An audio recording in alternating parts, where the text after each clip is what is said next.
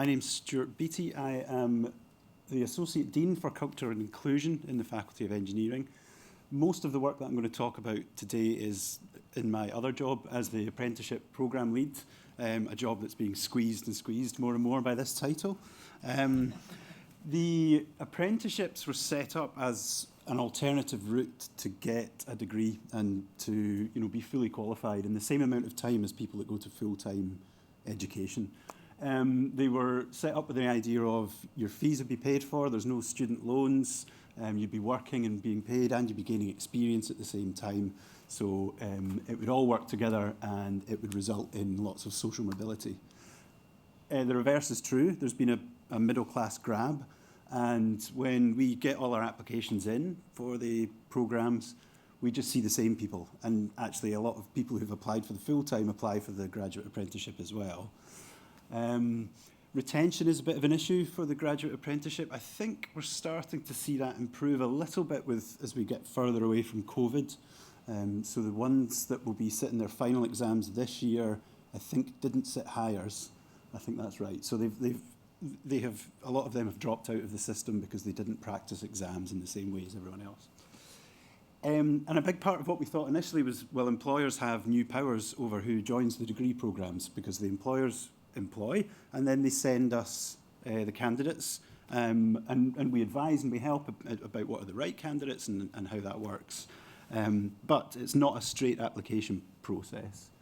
So there's lots of existing resources out there about how you recruit in an inclusive way, and we know these things are out there, but we don't necessarily know exactly what they are. So this is something directly from the people who used to fund the apprenticeships, and they're still involved in some way, but for complicated political reasons, they've kind of been moved to the side. And there's also other bodies that are much more focused on inclusivity. This is just one example on the slide here. So there is information out there, and we do know how to recruit. We do know how to try and make inclusive recruitment practices. But we decided to speak to employers in the first method, and I've presented some of this work already, so I won't spend too long on it. But we were basically asking, what do you do and how do you recruit? And we have companies involved in the programme that have tens of thousands of employees. We also have 5 people in an office in Kilmarnock who are a design consultancy. So they have a very different way of recruiting. So the big employers tend to do all the things that are as best practice for recruitment. The smaller employers tends to be one engineer who is given the task of go and find an apprentice. So there's a different way of working the recruitment process for them.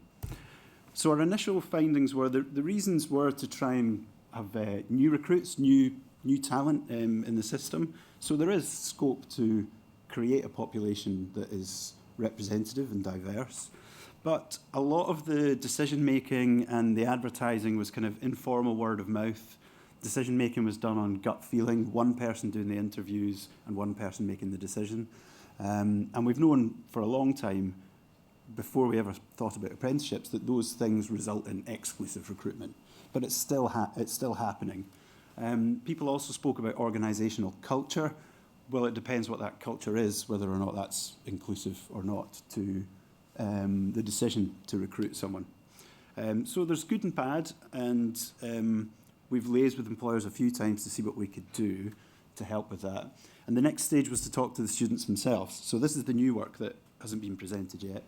So we surveyed, apologies for the amount of text, that looks horrendous. We surveyed 121 civil engineering students at Strathclyde, so the people that knew about civil engineering and came to our programme. They've probably been through open days and all the rest of it, so they know a bit about civil engineering. And we surveyed 35 new graduate apprenticeship students who joined the programme, and we asked them general questions about how did you seek advice from, what brought you to this degree, and have you heard of a graduate apprenticeship? Can you describe a graduate apprenticeship in one sentence? And then we asked some very basic questions about who they were and who they identified as. So 79% of the full-time students had heard of a graduate apprenticeship. So that means 21% of them who were coming to do civil engineering in the full-time had never heard about a graduate apprenticeship. Of that 79%, a third of them described it completely incorrectly, and less than half described it correctly. So we had to code that a little bit, because some of them put in things that were in between right and wrong for what a graduate apprenticeship is, so we had to be a bit kind on that. We have low numbers of women and people of colour, so the data on that isn't great for making meaningful interpretations of what we've done, and intersectionality is impossible to look at, but I'll come back to that. But for the full-time traditional civil engineering students, 41% of them knew what a graduate apprenticeship was, and 76% of those people had their advice from school. That's different from when we surveyed just the new graduate apprenticeship students. 72% of them had asked family, and only 20% of them cited school as a source of the information.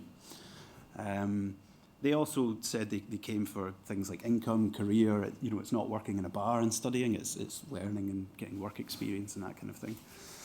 Half of them this year were already in employment, so there's an upskilling factor to that, which is good to see, but it's difficult to then have any kind of influence on who comes forward for the programme for us.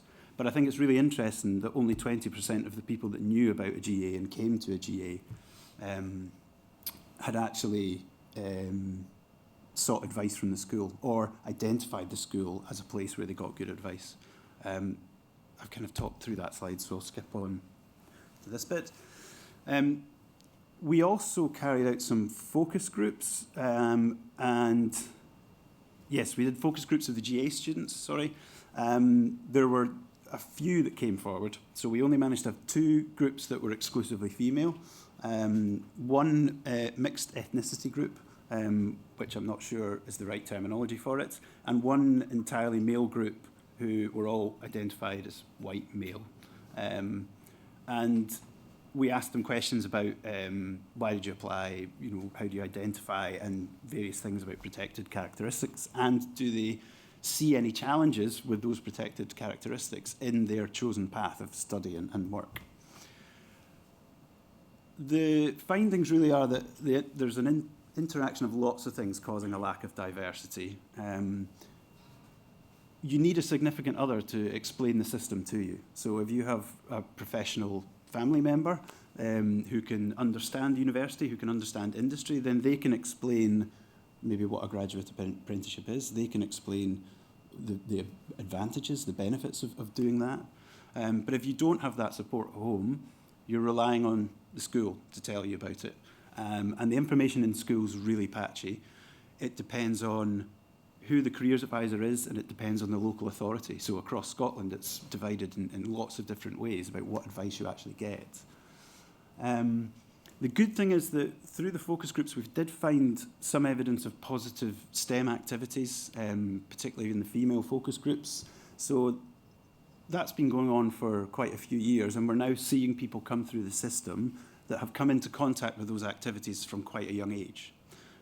So it's good that that's happening and people are being encouraged at school. It's not quite resulting in an exact split of 50-50, but there are other problems that are causing that. One of the things that came up from a number of the respondents was that the word apprenticeship tends to signify someone who perhaps isn't as good at school. So if you're good at school, you stay in school and you go to university. Well, the fact it's called a graduate apprenticeship, well, they're not graduates, first of all, and it is an apprenticeship in a way, but it's not an apprenticeship on the tools if you leave school early and you just want a practical job. And I think that's a big misunderstanding about what in the system about what's happening for degrees that are related to an apprenticeship. And it tends to be boys who are identified within the system, within the school system, early as you would be good for an apprenticeship. You don't like school, you don't like being here, so you would be good for an apprenticeship. And that's not what we're looking at. Some of the interesting findings from the survey and focus groups, there is a positive aspect to this which we'll cover. So some of the still the same problems that we've known about for such a long time in construction for females. So PPE doesn't fit, it's not designed for women. Toilets, changing rooms, facilities on site in various different ways are often not suitable. But you do see some examples of best practice out there, but it's something that the students themselves have raised as a bit of an issue. So in one way, that's terrible, they're seeing that as an issue, but in the other way, they know to raise it as an issue now. So there is an understanding that that shouldn't happen, and they know it shouldn't happen, which I think is kind of a positive point. It's a weak positive point, but it's something that is a result of work that people have done for a long time. From the male focus group, which was really interesting, they raised that male banter is still a thing. So when there's no females around, the chat amongst the guys goes back to something that we really wouldn't like to hear about at a conference like this. The female groups weren't aware of that. Again, the weak positivity is that those guys knew to raise that. They knew it was a problem. They recognised it wasn't right when they were in the workplace. I don't think they addressed it. I don't think they confronted it. But these are, 18-year-old guys on sites with people with... Everybody has 30 years' experience when you work on site. It doesn't matter how old they are. They've all been working on site for 30 years. So there's an intimidation thing there about confronting something you see is not right. But again, they were aware it wasn't right. But the female participants were not aware it was happening, which I think is interesting. Another interesting point for universities to consider is that caring responsibilities generally were seen as better catered for at work rather than university. And for those of us who are involved in not just teaching, but the returning of marks and exam boards and the decisions made around personal circumstances and that kind of thing, it's brutal. There are rules to make it fair, but there's inevitably going to be people that are really disadvantaged by the rules that are made. And it's very, very difficult to keep those two things separate and try and make sure everyone gets a fair shot, but that there are rules that are fair. And I do have a bit of sympathy for faculty colleagues that have to set these rules, but there is something that we need to do here to make it better for people who come up against whatever circumstances that are affecting their studies.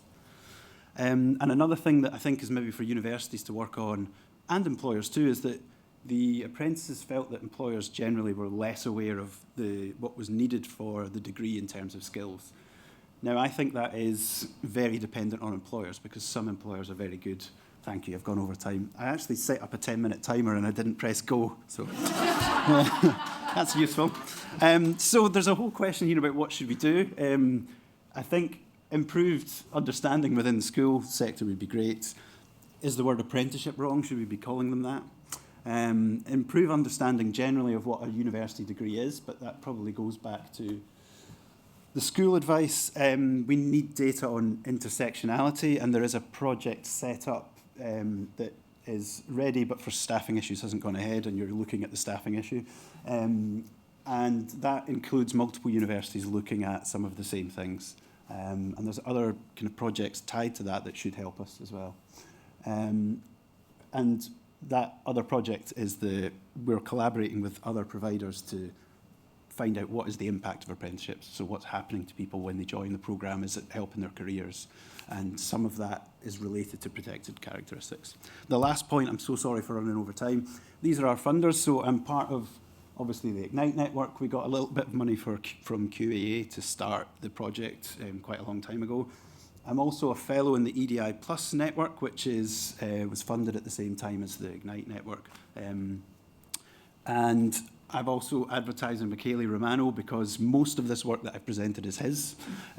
He had to do the focus groups, and because obviously I'm the programme lead, it's a bit inappropriate for me to do that work. He has been brilliant. He has nearly finished his Masters in Politics and Psychology, and he's open to work. And he doesn't know I'm putting him on the slides like that. So, yeah, I'll send him the slides later. He'll be delighted. So, thank you very much.